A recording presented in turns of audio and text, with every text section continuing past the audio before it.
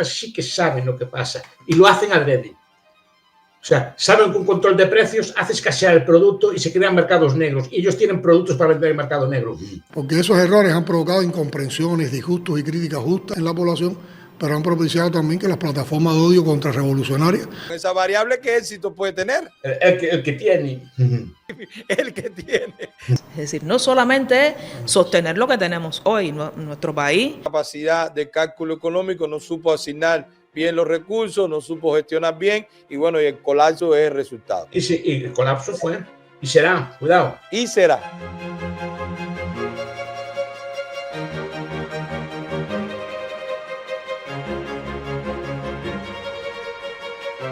Partiendo del libro De lo pequeño es posible, de lo que usted nos define en el libro, que todavía lo estoy leyendo, profesor, y poniéndolo un poquito en contexto, está pasando en Cuba que la única compañía telefónica, se llama ETEXA S.A., Empresa de Telecomunicaciones de Cuba, Sociedad Anónima, que es el monopolio estatal de la telecomunicación, resulta que acaba de anunciar que le ha quitado el subsidio de lo que se compraba dentro de Cuba en pesos cubanos. Fíjense qué problema, un problema social que tienen ellos ahora mismo, porque sí, ese espacio de esa cantidad de minutos o de mega para internet, para consumir en pesos cubanos, era en lo que se refugiaba los profesores universitarios para consultar, porque ya no queda casi bibliografía, o para exponer o para publicar sus ensayos, sus estudios, pero también los estudiantes universitarios, pero los doctores para actualizarse en lo último de la ciencia, pero los ingenieros, entonces, claro, los abogados, todo, incluso hasta la policía y el ejército necesitaban internet para estar actualizados, porque claro, si no, no te enteras lo que pasa en el mundo. Entonces, en este momento ellos tienen un problema grave, porque las principales protestas que incluso se han hecho públicas es de personas no tan alejadas a ellos, o incluso miembros de la propia tiranía, de partido o algún profesional cerca o algún funcionario no electo, pero directivo de una empresa, o los estudiantes universitarios. Entonces, claro, nosotros hemos hablado tanto de eso, de la centralización, pero fíjese, y solo en medio minuto, fíjese cómo con la actuación de ellos mismos, desde el siglo XIX, a finales del siglo XIX, una en 1888 y creo que la otra en 1893, ya habían dos pequeñas compañías de teléfono. La de 1888 era la red telefónica de La Habana y la de 1893 la red telefónica de Santiago.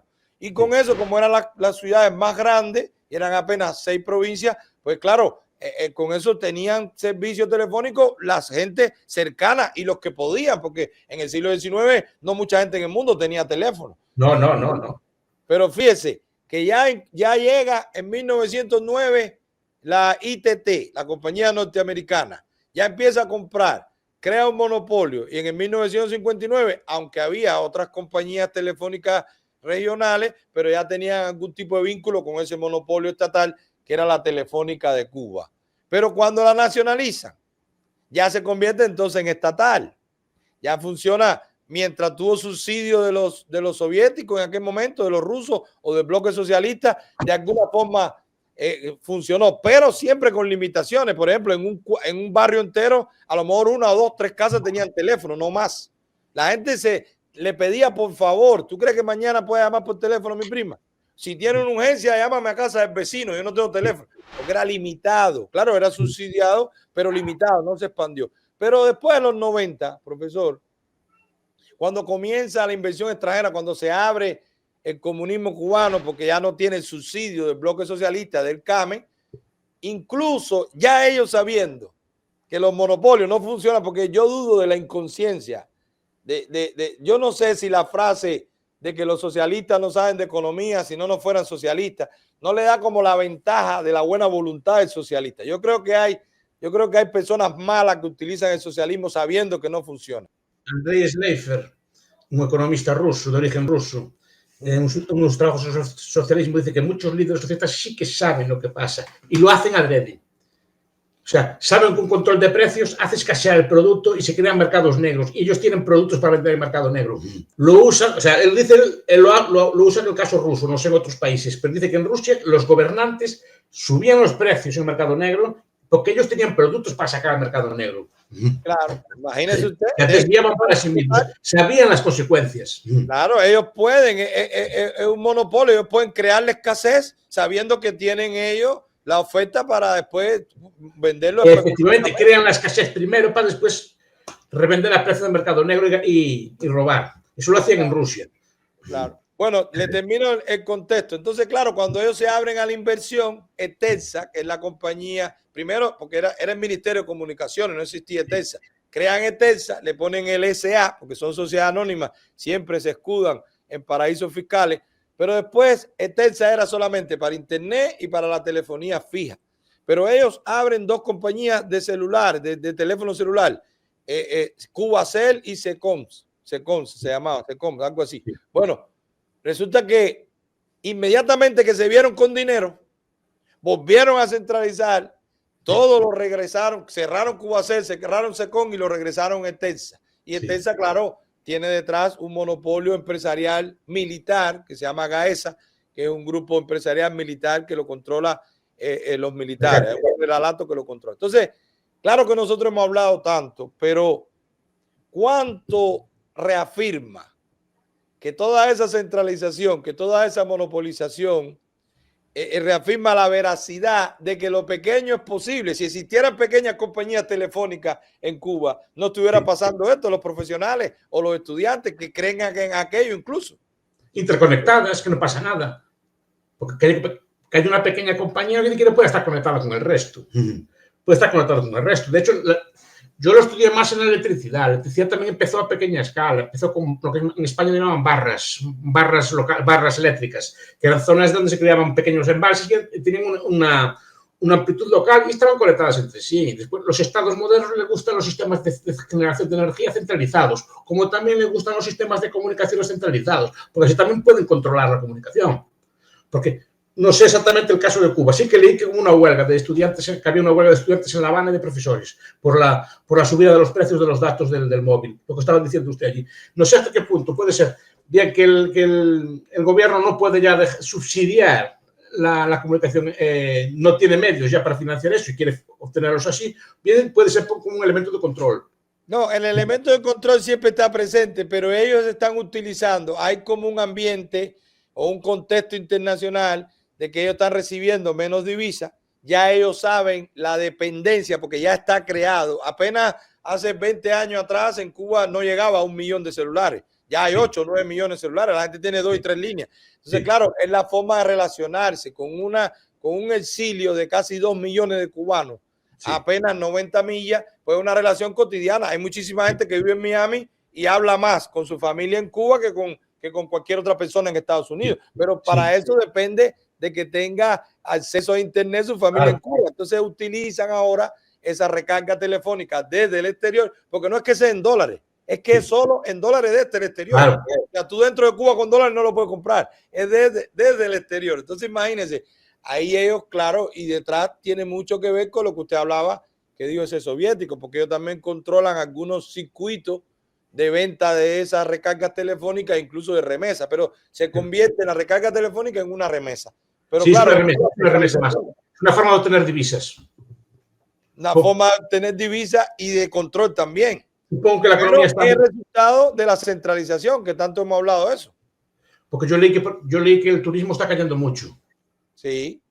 Pero por falta de medios. Es decir, que ya la gente va a los hoteles, lo leí en España, no sé si es cierto o no, que la gente va a los hoteles y ya no encuentra la calidad mínima en el hotel. No encuentra ni alimentos de calidad, ni encuentra bebidas, no encuentra buenos, lo que se pide en un hotel, ¿no? Claro, pero profesor... Entonces ya está abandonando porque ya no es un sitio cómodo para ir. Pero no solo eso, es el resultado de lo que tanto hemos escuchado de usted, por ejemplo, de la mala asignación de recursos. Porque es que invierten 2.500 millones en inversión inmobiliaria, oiga esto, y no le dan mantenimiento, por ejemplo, a la infraestructura hotelera, perdón, a la infraestructura generadora de electricidad. Entonces, claro, crea hoteles nuevos, pero el extranjero llega y La Habana entera está apagada y los cubanos están tristes y se le está echando a perder la comida o no puede caminar y hacer una fiesta porque todo está apagado. Es una mala experiencia. No es No, solo claro, si va a un hotel y no tiene electricidad, es lo que está pasando. La gente menudas vacaciones tengo yo aquí, ¿no? Y el componente cultural, porque la gente va a Cuba, yo que he tenido la posibilidad de viajar y doy gracias a Dios por eso, no es que uno va a Cuba porque el hotel está bonito. El hotel malo o bueno son parecidos en todos los países. La gente ya viaja por la cultura. La gente viaja no por la infraestructura hotelera. La infraestructura hotelera tiene que estar segura y cómoda. Sí, está. Con privacidad. Fuera de eso, tú lo que quieres es salir, conocer, comer, relacionarte, hablar, bailar. Y eso se pierde en Cuba, ya casi no existe. Eso ya no sé. Lo digo claro que lo que se ve es esto. Pero ahí tiene otro ejemplo de lo que hablamos. Es decir, yo digo muchas veces que los países socialistas, cuanto más pequeños son, por eso más duran. Usted me dijo eso. Si fuera grande no aguantaría tanto.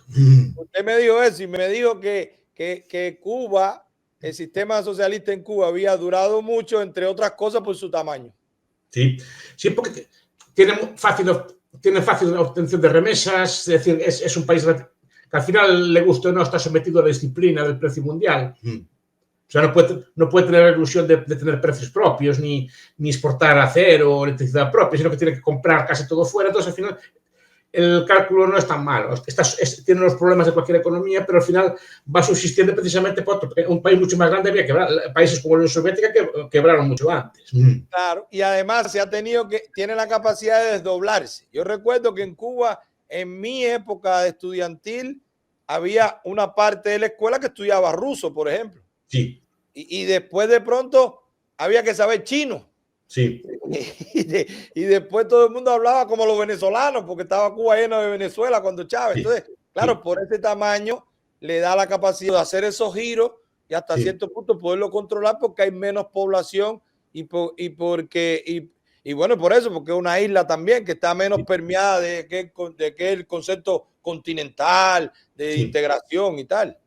Sí. No, entonces hay tamaño, si se quiere, opera a favor del sistema. También será más fácil hacer una transición en el futuro. Dentro de los ejemplos, era precisamente el que usted puso de la generación de electricidad, porque hasta qué punto pudiera tener alguna relación lo que pasó en España, por ejemplo, con el apagón, que al final España todavía queda libre mercado. Pero bueno, sí, pero la electricidad no es libre. Pueden lograr eso. La electricidad no es exactamente libre mercado. En España lo que están diciendo, yo no soy experto, lo que están diciendo es que el gobierno apostó por un mix demasiado renovable. Digamos que el presidente del gobierno español quiere ser como el campeón de los verdes del mundo, ¿no? Quiere ser el más ecológico y más verde del mundo, entonces quiso hacer una producción de electricidad casi totalmente renovable, con viento y con agua. Perdón, con viento y con sol, ¿no? Entonces quiso forzar al máximo el mix y no lo aguantó. Claro. No lo aguantó porque hubo una caída en la generación de sol, porque hubo unas nubes o algo así, y allá le fue la producción. Eso lo hace el Estado imponiéndolo. Porque porque el Estado quiso, a través de la empresa Red Eléctrica, que es el monopolio de electricidad de la distribución, quiso imponer, es lo que están diciendo, yo no repito que no sé, quiso imponer un mix demasiado verde para lo que es, y el sistema no aguantó. Claro, porque la energía verde es muy interesante, pero es muy inestable. Claro, y no funciona en todos los lugares. No, ni con la misma potencia. Es decir, le vienen unas nubes y le cae la capacidad de generación. Solo con unas nubes, y con eso no cuenta. O le viene un poco menos de viento y ya no le cuenta. Claro, pero el antídoto de eso es lo pequeño. Si hubieran tenido generadoras de electricidad locales, según el viento, en la otra es agua, en la otra es por combustión interna, por donde sea, pero cada uno sabe cómo generar electricidad en su local, en su pueblo o en su provincia. Entonces, lo ideal es eso. Así se empezó el sistema eléctrico. Lo que pasa es que después se centralizó. Louis Mumford, un profesor americano en técnica y civilización, habla de eso, que a los estados les gustan los sistemas centralizados de generación, porque así también los puede controlar a su gusto. Puede decidir quién tiene energía, quién no lo tiene, cuándo la tiene, etc. No, es como casi como un arma política, que le puede dejar a usted sin luz si quiere. Claro. Entonces, podemos decir, con esa base que se aplica, que claro, a medida que usted centraliza Sí. Y a medida que usted crece, Sí. llega un momento que lo que pone es en peligro la gestión que haga esa organización, Claro. sea política o económica, la pone A en usted peligro. le falta información. Cuanto más escalones tiene debajo, menos sabe lo que hace. Yo tengo familiares que trabajan en empresas muy grandes, ¿no? Dicen que el despilfarro es mucho mayor que una empresa pequeña. Claro.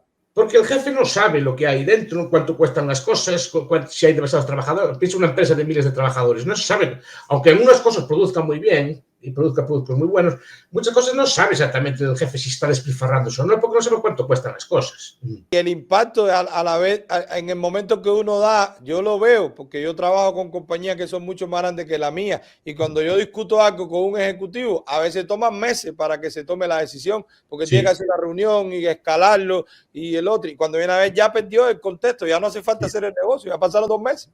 Sí, no, pues tienen que preguntarlo arriba, tienen que consultarlo, tienen que informar, claro, no es así, no es nada ágil. Así que sea en una sociedad con más socialismo, con menos socialismo, sea en una sociedad totalmente comunista como en Cuba, o una sociedad que en una sociedad socialista solo hay una empresa al final. Solo hay un comprador y un vendedor. Exacto. Y entonces, más enorme, más inoperante, más inefectivo que eso, no existe nada. Y escalan mal. A ver si me explico. Al final, para las reparaciones, ¿no? Lo que me explicó usted una vez también, ¿no? Pero los grandes combinados, las grandes empresas soviéticas, al final tienen que tener un taller propio para sus propias reparaciones. Y a lo mejor tienen a los trabajadores un montón de tiempo ociosos. Claro. Esperando que hubiera una avería. Lo normal es que hayan pequeñas empresas que se dediquen a arreglar esto. Igual que, por ejemplo, hay afinadores de pianos o afinadores de violines, ¿no? Y no los tiene usted en su casa. Cuando se le estropea el piano, si tiene un piano, llama, que se lo arreglen y punto. Pero no tiene usted un afinador de piano en su casa todo el día. Pues lo mismo le pasa a las grandes empresas. En vez de contratar sobre la marcha empresas que le fueran arreglando o montando cosas o haciendo piezas pequeñas o piezas a medidas, ¿no? Tenían que tener su propio taller para todo. Y al final estaba muy mal asignado todo. Tenía un montón de gente pues ociosa todo el día esperando que hubiera una avería o que hubiera algún fallo. Claro. Es que es increíble, profesor, cómo usted me está hablando de eso y yo lo que estoy teniendo es la imagen, como por ejemplo, mientras yo vivía en Cuba, yo podía ver en la misma provincia 30 talleres de guagua, por ejemplo, de ómnibus, y además los 30 inoperantes, porque claro, la empresa de la agricultura tenía talleres, de la misma guagua. La empresa de transporte tenía talleres, pero la empresa de comunicación tenía talleres, pero la empresa de educación tenía talleres. Entonces, cada una fue creando sus propios talleres, pero cada uno tenía mecánicos, herramientas, no había pies de repuesto. Las mismas guaguas, porque las guaguas la compraban igualita para todos. Los mismos ómnibus, 30 talleres inoperantes, cuando perfectamente, si eso hubiera sido privado, esos 30 a lo mejor eran 4 o 5 bien ubicados y eran eficientes. Pero no y estábamos todo el día trabajando y era más barato para todos. Más barato y más especializado, porque claro, un director de una empresa de educación, un profesor que sabe de mecánica para tener debajo un ingeniero que lleve el taller. Entonces, claro, eso, pero fíjese, lo que le quería decir ahorita era que no importa si es un país con más socialismo o menos socialismo, siempre que se centraliza y siempre que se aglomera, siempre que se monopoliza, la gestión es más ineficiente, incluso a la escasez, como estamos viendo, como vimos con el apagón en España y como estamos viendo en Cuba con Etelsa. Hay un punto que la escala funciona bien. Hasta un punto hay beneficios de escala. Después se estanca y después empieza a bajar. Si no, no habría empresas tampoco. O sea, usted también no quiere hacerlo todo solo, necesita una mínima organización. Solo quiero que haya un punto a partir del cual, el problema es saber cuál es ese punto. Eso ya es empresarial, ¿no? Claro, pero ¿qué capacidad pueda tener el Estado sobre el privado? Yo entiendo que el privado tiene mucho más ventaja para calcular ese punto que el Estado. Claro, el Estado hace todo, el Estado es solo uno. Y la definición de la escala de una empresa pública es política, no es económica. Entonces, al final, momento el mal asigna los recursos. Usted fíjese en el mercado lo bueno que es. Hay empresas grandes, hay empresas medianas que sirven a las grandes y empresas pequeñas que sirven a las medianas. E incluso hay trabajadores individuales que sirven a todos. Claro. ¿No? Sí, no, hay gente muy especializada que solo te saben abrir una caja, por ejemplo, una caja. No, pero por ejemplo, yo veo Mi familiar trabaja en una empresa grande. Cuando hay una avería, viene un señor con una maleta de allá, de un sitio muy lejos, que se le paga el viaje y arregla. Pero su trabajo es arreglar esas máquinas, pero no está empleado. Trabaja para todo el mundo que tiene esas máquinas, ¿no? Y viene el señor en un avión con su maleta, va allí, mira la máquina y la arregla. Su especialidad es arreglar ese tipo de máquinas. Y su empresa es él y su especialización. Es él porque sabe, domina esas máquinas. Claro. Es así, es así. Y eso yo me río porque lo he visto tanto. Personas que su experiencia es lo que ellos venden y ni quieren participar en organización ni nada. No. A mí que me llamen. Y así lo hay mecánicos, ingenieros, científicos, doctores, de todo.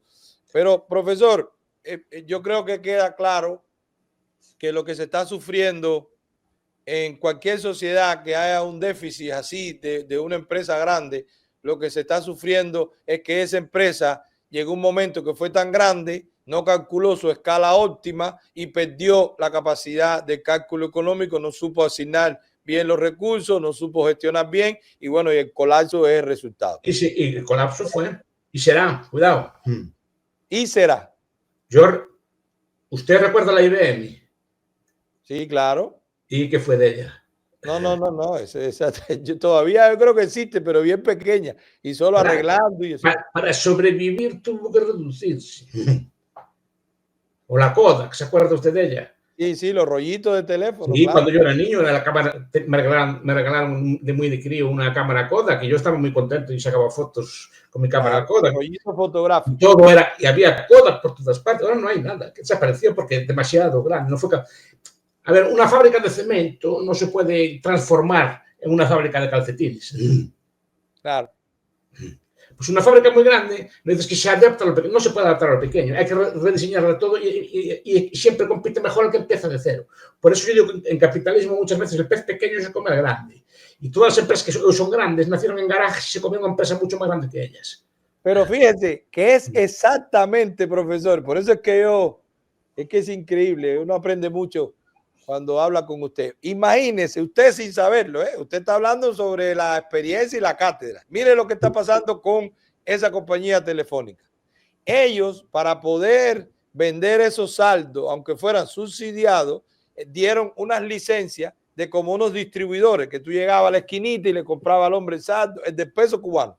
Sí. Resulta que eso, como eran empresarios o con espíritu empresarial, sí, buscaron socios fuera de Cuba, porque cuando tú comprabas en dólares, te daban unos bonos que multiplicaba por 12 y entonces ellos, lo que en Cuba compraban en 500, compraban en 480 y vendían en 500, si lo compraban desde Estados Unidos, lo compraban en 500 y lo podían vender en 6,000 o dividirlo por monte. Entonces ellos descubrieron que con $20, si se lo hacían llegar a alguien fuera o comenzaba el negocio con alguien fuera, tu capital inicial son $20, pero 20 te lo convierto en $100. Sí. Y eso es lo que ha descubierto esa empresa grande. O sea, exactamente lo que usted ha dicho es lo que está pasando en Etensa, que los peces pequeños se comieron al pez grande porque los distribuidores pequeños entendieron, descubrieron el fallo de esa tasa diferenciada de 24 por 1, cuando la tasa real es 400 pesos por $1 en la calle. Y claro, ellos dijeron, bueno, esto es que hay que capitalizarlo, aquí hay un fallo en el sistema,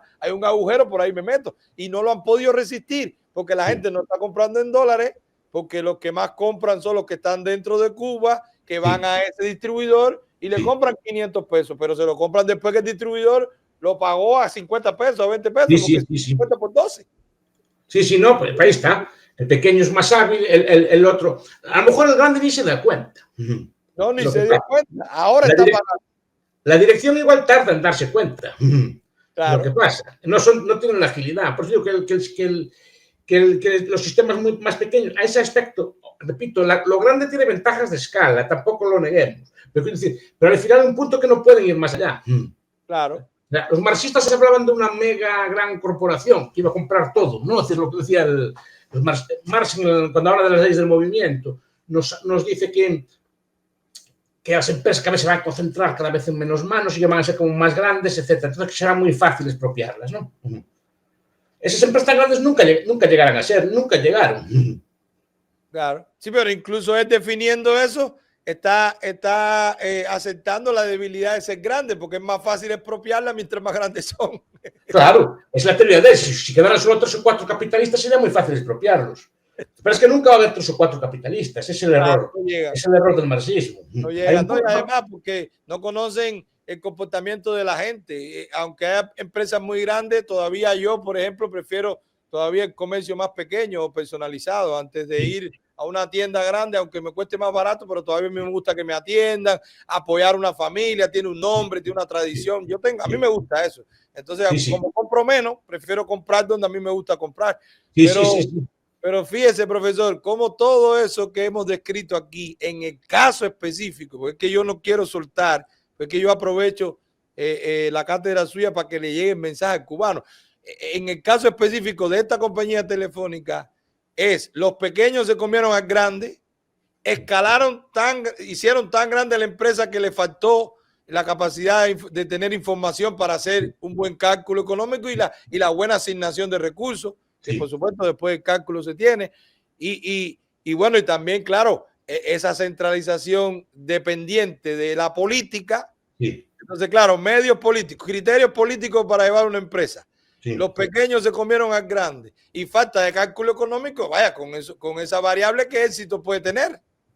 Por eso, el que tiene. El que tiene. ¿Qué éxito puede tener? El que tiene.